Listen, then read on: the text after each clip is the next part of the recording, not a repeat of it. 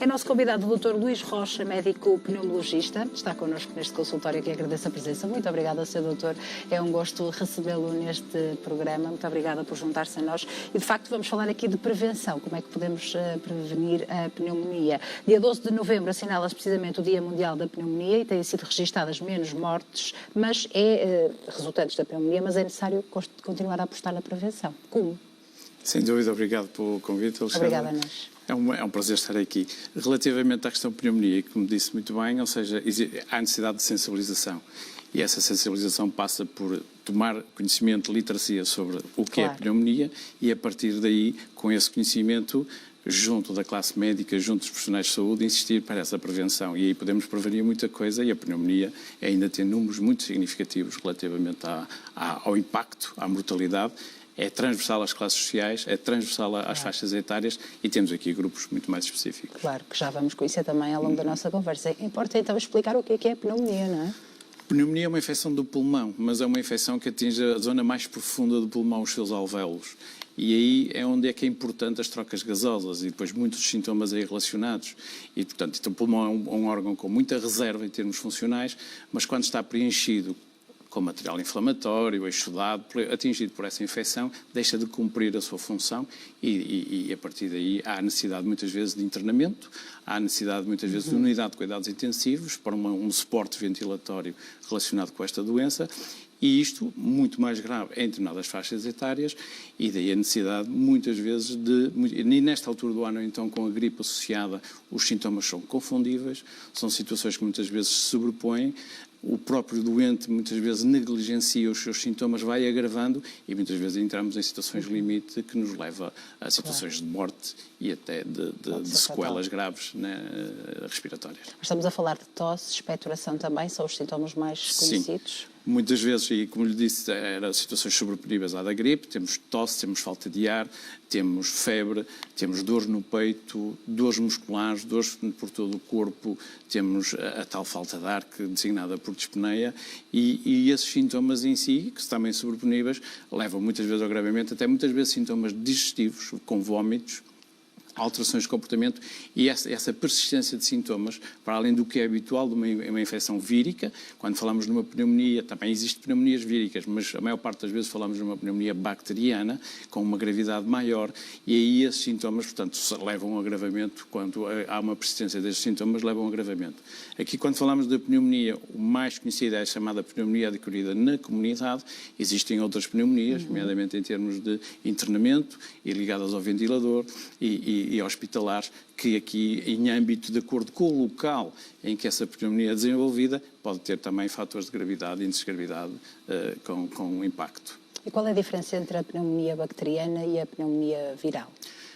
Nós podemos ter uma viral, tem a ver com os vírus, ou seja, temos esse preenchimento alveolar com material inflamatório dessa infecção e aí está uma situação vírica. Acontecia muito na pandemia com esse preenchimento dessas pneumonias víricas com o SARS-CoV-2, com o Covid-19.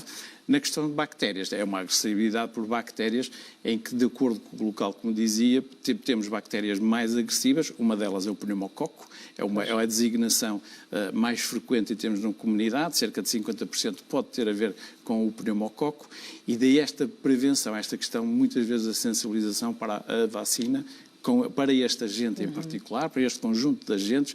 Estamos a falar do pneumococo, que tem vários serótipos, várias estirpes aqui envolvidas, mas, por exemplo, a vacina aqui envolve um conjunto de serótipos que nos confere alguma proteção e, acima de tudo, portanto, evita aqui muito deste impacto deste agente mais frequente. Temos outros agentes aqui envolvidos, muitas vezes, a nível hospitalar e a nível de cuidados intensivos, em que a agressividade é diferente, mas isso merece um tratamento particularizado, com profissionais que estão nessas áreas e conhecem bem o seu ambiente, digamos, microbiológico aqui envolvido. Mas os sintomas são os mesmos, os sintomas são da mesma forma. Perfeitamente sobreponíveis, ou seja, temos esta dano no órgão, no pulmão, que deixa de cumprir a função em termos de trocas respiratórias e daí muitas vezes a necessidade de suporte ventilatório. O doente precisa de ser intubado e isso acontecia na pneumonia vírica e na pneumonia bacteriana, acontece mesmo. A pandemia assistíamos muito a isso e uma particular atenção aqui aos fumadores, e porque na pneumonia vírica tinha particularidade esta questão do Covid-19, porque o vírus tinha uma apetência maior para um pulmão de um fumador e esse preenchimento alveolar com essa agressividade levava em poucos minutos aquele doente em que entrava num serviço de urgência com valores de oxigênio muito baixos, rapidamente estava numa unidade de cuidados intensivos intubado pela agressividade dessa pneumonia vírica. Nas bacterianas o comportamento pode ser mais lento, mas também tem este impacto. Mas quando dizemos, Sr. Doutor, que os sintomas persistem, estamos a falar de quanto tempo e nós como é que podemos agir, não é? Perante uma tosse que, como diz muitas vezes, é desvalorizada, essa falta de ar, quer dizer, a falta de ar aqui se calhar já é mais significativa, mas para alguns não, para alguns vai passando algum tempo e a falta de ar continua, não é? As pessoas vão desvalorizando. Nós temos que olhar muito para a faixa etária. Quando temos aqui uma criança, nós quando temos a maior parte das pneumonias a maior parte das infecções respiratórias são infecções víricas. Então na criança 80%, 90% das infecções são víricas. E, portanto, temos que olhar aqui um pouco para o comportamento daquela criança em termos de curva de febre. Se a criança tem um pico de febre e que cede facilmente aos antipiréticos, o paracetamol, por exemplo, temos com alguma certeza, grau de certeza, que existe aqui provavelmente uma infecção vírica.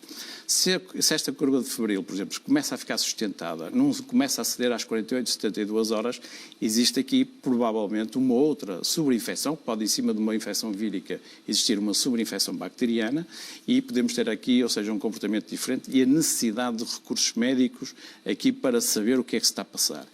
Porque o que acontece, e estou a falar na idade pediátrica, temos aqui muitas vezes a criança que é uma preocupação dos pais, acrescida, e que leva a um primeiro médico e que lhe transmite esta informação, e não ficando satisfeita porque o primeiro médico não lhe dá qualquer de antibióticos, porque nesta fase não é para tratar com antibiótico, e nesta fase vai a um segundo médico, porque não tem ainda a sua situação resolvida, apesar da informação anterior do médico, e num segundo, terceiro médico, então surge o antibiótico, quando a própria infecção já está a ser debelada.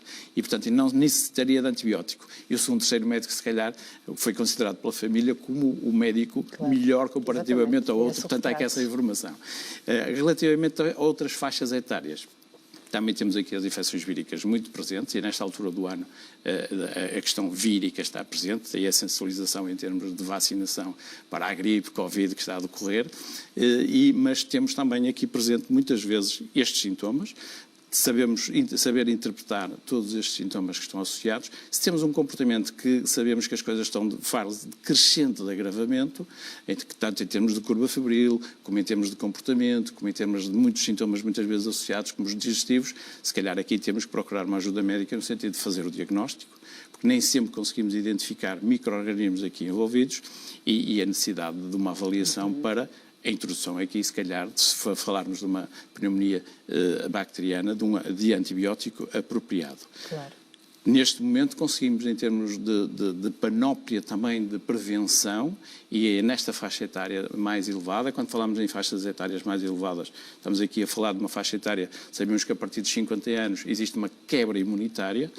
Os 65 e os 75 também é aqui uma maior dificuldade nas suas defesas, e nesse contexto há a necessidade de tudo que é arma preventiva fazê-lo. Claro. E estamos aqui a falar de todo o processo de vacinação, aquele que está em curso, e acima de tudo a questão aqui da vacinação antipneumocócica, que é fundamental nesta faixa etária, porque se olharmos para aqui para números, por exemplo, nesta faixa etária, 9 em cada 10 portugueses acima dos 50 anos não estão vacinados para esta questão da vacina antipneumocócica. Isto levanta-nos alguns problemas relativamente a que não estão vacinados. E quando conseguimos perguntar, porque o médico não informou, porque eu acho que não estou numa faixa etária que necessito, eu sou saudável, porque a percepção do doente, do utente, relativamente aos seus fatores de risco, quando se perguntamos, acha que as pessoas com fatores de risco devem ser vacinadas? Cerca de 70%, 80% dizem que sim. Mas quando olham para si com esse fator de risco, um terço a metade diz que não, eu não preciso. Portanto, é essa a percepção individual que os estudos nos indicam relativamente a esta questão da vacinação e do todo o processo de vacinação. Quem nos está a ver ou ouvir e que não foi vacinado pode repensar essa decisão e vacinar-se agora, precisamente nesta altura, não é? Nesta fase. É, porque vacina para esta questão vírica que estamos a discutir também, nesta época do ano, a vacina antipneumocócica é transversal a todo o ano e com impacto de gravidade maior no verão, até porque temos menos números, mas a mortalidade é maior no verão com a pneumonia bacteriana. E neste contexto, ou seja, a vacina antipneumocócica é transversal em qualquer altura do ano. E se for vacinado este ano, Sr. Doutor, terá de ser vacinado novamente no ano seguinte? E são mitos também muitas vezes introduzidos. Nós temos uma norma da Direção-Geral de Saúde desde 2015, atualizada em 2021, a necessitar neste momento de atualização, porque temos mais vacinas no mercado e há a possibilidade, ou seja, neste momento, muitas vezes temos, depende da vacina que tivermos, podemos ter necessidade de 2 vacinas, com intervalos de 1 ano.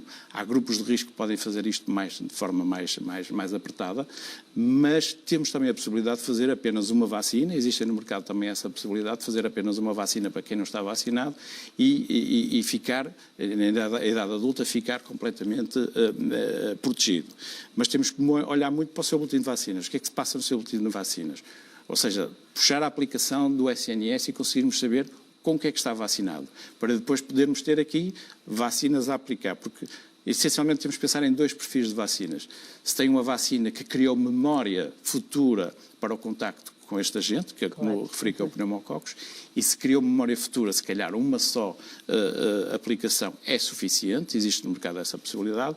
Se tem uma vacina que não teve possibilidade de criar essa memória, há necessidade de reforço, foi perdendo, digamos, a capacidade de formar anticorpos para aquele micro-organismo, os pneumococos, portanto, e há a necessidade de revacinação decorridos 5 anos. Portanto, temos que olhar muito para o perfil de vacinas, pode haver uma ou a necessidade de 2 vacinas, mas na dúvida pergunte-se ao seu profissional e tem essa informação que facilmente o profissional consegue lhe dizer a necessidade de a fazer ou não. Deixe-me só questionar também, como é que se confirma o diagnóstico de uma pneumonia? Clínica, ou seja, Sim. temos que ter a informação clínica, ou seja, o que é isto que estávamos a discutir em termos de sinais e sintomas. Não é? A necessidade, muitas vezes, de exame laboratorial, com avaliação analítica. Olha, estamos a olhar para o seu perfil em termos de defesas, como é que está o seu comportamento, e marcadores que conseguimos, em termos analíticos, ter aqui a informação, e imagem.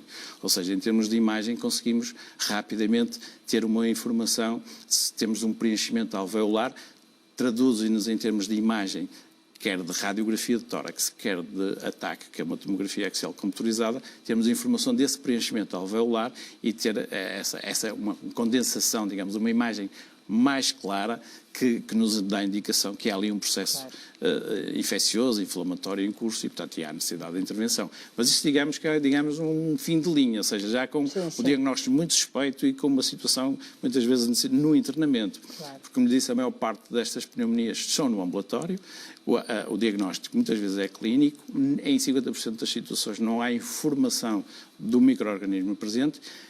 Há necessidade de fazer uma terapêutica antibiótica empírica, muito dirigida de acordo com algumas normas em termos de recomendações de antibióticos, e a partir daí fazer uma monitorização clínica para saber se está a responder. Isto é o que se passa a maior parte das vezes em termos de ambulatório.